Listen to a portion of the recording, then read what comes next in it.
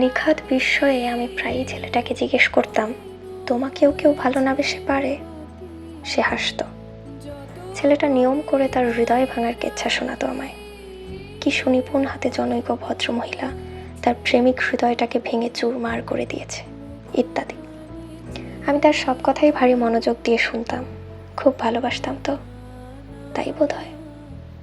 তার পুরনো দুঃখ, নতুন ব্যর্থতা, সমসাময়িক দোটানা এবং হঠাৎ হঠাৎ মাথা চাড়া দিয়ে ওঠা পাগলামি, প্রতিটি কথাই আমায় বাধ্য করত নতুন করে তার প্রেমে পড়তে।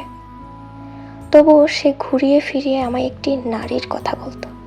একটি নারী, যে নারী আমি নই, যে নারীকে সে বরং ভালোবেসেছে, ভালোবেসে নিঃস্ব হয়ে গেছে, যে নারীকে নিয়ে সে জীবন কাটাতে চেয়েছিল।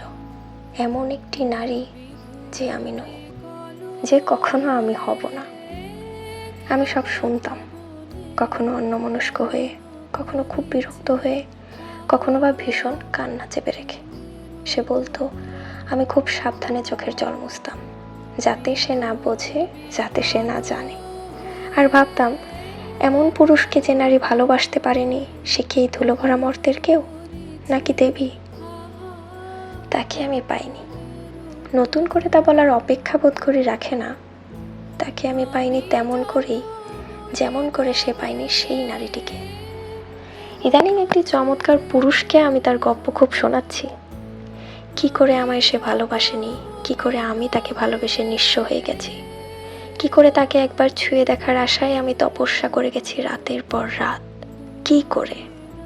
কি আশ্চর্য, আজকাল সেই চমৎকার পুরুষটিও নিখাদ বিস্ময়ে আমায় শুধোয়, তোমাকেও কেউ ভালো না বেসে পারে?